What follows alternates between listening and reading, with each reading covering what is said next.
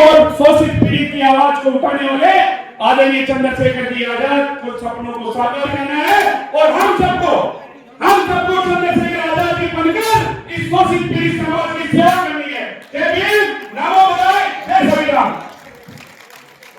छात्र मिलकर आप सभी का मैं भीम आर्मी भारतीय एकता मिशन का जिम्मेदार पदाधिकारी होने के नाते स्वागत अभिनंदन करता हूं।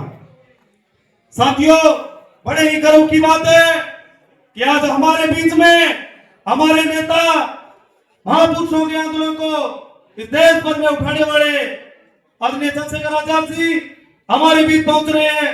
और आज का जो विषय राजस्थान आते हैं, लेकिन आज का जो विषय वो सबसे हटके विषय है। असल में हम उदाहरण देते हैं कि माननीय साहब कांशीराम ने साइकिल से चल के और पूरे प्रदेश की सरकारें बनाने का काम किया। वो क्यों किया साथियों? आज का जो कार्यक्रम है वो बिल्कुल उससे ही संबंधित कार्यक्रम है, क्योंकि माननीय साहब कांशीराम ने इस बहुजन समाज को सशक्त बनाने के लिए साइकिल से पैदल चल के और हवाई जहाज तक की यात्रा तय करने का काम किया था। यूपी के अंदर सीएम बनाने का भी काम साहब ने किया था। इसलिए किया था क्योंकि माननीय साहब कांशीराम ने कार्यकर्ता तैयार करने के लिए उन्होंने कैडर बेस तैयार किया था। लोगों को बंद कमरे में तैयार करने का जो काम है वो माननीय साहब कांशीराम ने किया था, और जिसके परिणाम स्वरूप आप देख सकते हैं पूरे देश भर में नेता काम करने का त्याग किया था। लेकिन असल में आज आवश्यकता है माननीय साहब कांशीराम का, डॉक्टर अम्बेडकर का, फुले का, साहू का, पेरियार का जो मिशन अधूरा है उसको पूरा कौन करे?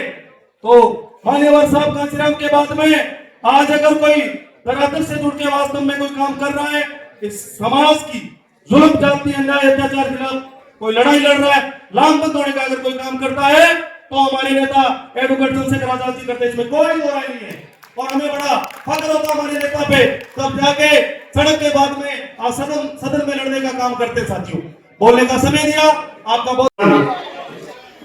मेरा नाम बेहतरम काला है और डॉक्टर अम्बेडकर विचार से जयपुर जिले का प्रेसिडेंट हूं मैं। भाई चंद्रशेखर जी आजाद जैसे सांसद बने थे तो उनके स्वागत के लिए हम 23 जून 24 को नगीना उनके जो लोकसभा क्षेत्र है उसमें हम गए थे। बहुत सारे साथी जयपुर से गए थे और आज फिर हमारे जयपुर के अंदर वो बना रहे हैं। तो आप सभी को उनके आने की इस खुशी में बधाई हो, शुभकामनाएं हो। मैं आपसे निवेदन ये करना चाह रहा हूं कि हम बाबा साहेब की बात करते हैं तो बाबा साहेब ने संविधान में जो शेड्यूल दिया है SC ST OBC, हम सबको उस पर काम करना चाहिए। जितने भी जातिगत संगठन है उनको हमको सामदान भेद से हमको एक करना है। चाहे जितनी भी बाबा साहेब के नाम की पार्टियां बनी हुई इस देश के अंदर, इस राजस्थान के अंदर, उन सबको जब तक एक नहीं लाएंगे, हम एक मंच पे नहीं ला पाएंगे, तो हमारा जो राजनीतिक जो एजेंडा है, सत्ता हासिल करने की जो बात है, उस पे हम सक्सेस नहीं हो पाएंगे। हम सब साथियों को मिलकर के इस प्रकार के जो प्रयास है हमें करने चाहिए कि हम चाहे सामाजिक मंचों से हो और जातिगत जितने भी मंच है उन सबको हमको एक जगह लाने का प्रयास करना चाहिए। और उनको जैसे SC ST का जो आंदोलन हुआ 2 अप्रैल को, उसमें जो बैनर लग गया है उसके बाद में जातिगत बैनर लगने ही नहीं चाहिए थे हमारे राजस्थान के अंदर। फिर भी वो कुकर मुद्दे की तरह से आगे आ रहे हैं और जातियों का ढिंडोरा पीट रहे हैं। हम सब उनके अंदर सहभागी बनते हैं। या तो आप उनमें जाओ मत, और यदि नहीं जाते हो तो उनको आर्थिक सहयोग मत करो। अपने आप वो सामाजिक संगठन, जातिगत संगठन बंद हो जाएंगे। जो आदमी इस बात का समर्थन करता है तो जातिगत संगठनों को वो आर्थिक मदद नहीं करे और उनके अंदर जाए नहीं, अपने आप बंद हो जाएगी वो दुकानें। तो हमको एक ही दुकान, हमारा एक ही मुकाम हमको हासिल करना है। तो चाहे राजनीतिक पार्टी हो, चाहे अब आजाद समाज पार्टी एक सशक्त रूप के अंदर हमारे देश के अंदर उभर रही है, हम सबको बढ़ चढ़ करके इसके अंदर हिस्सा लेना चाहिए। निश्चित रूप पे आने वाले समय में हम सत्तासीन होंगे, हमारा वर्ग इस पे राज करेगा, इस देश के अंदर राज करेगा।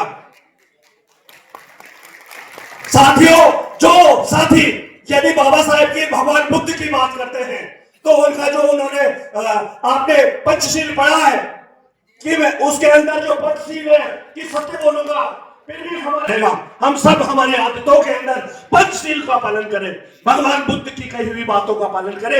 यही डॉक्टर अम्बेडकर साहब ने कहा है, ये संत रविदास ने कहा है, और कबीर और जितने भी हमारे महापुरुषों ने वही पंचशील पे काम किया है। तो हम भी उस पे चलने का काम करें।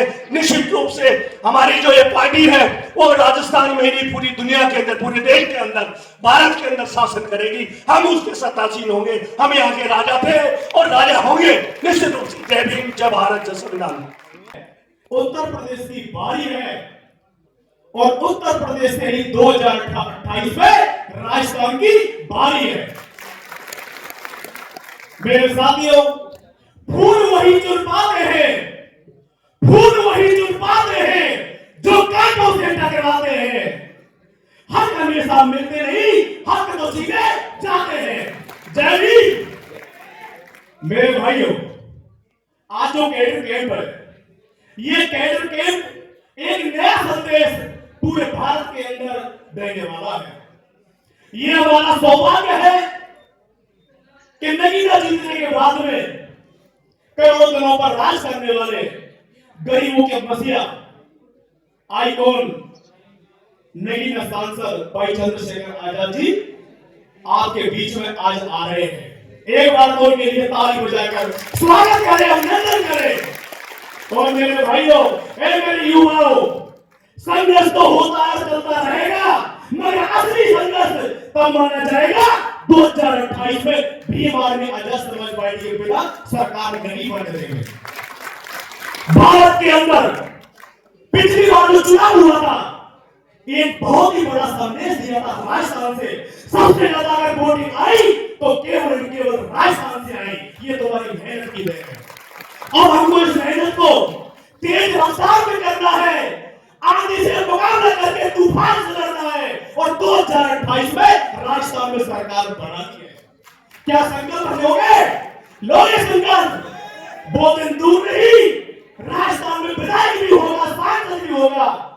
और जो आज कॉलर ऊपर खड़ी करके ऐसे जो थानों में जो तानाशाही कर रहे हैं, वो तुम्हारे आदेश की पालना भी करेंगे। इसलिए मेरे चंद शब्दों में अपनी वाणी को विराम देता हूं।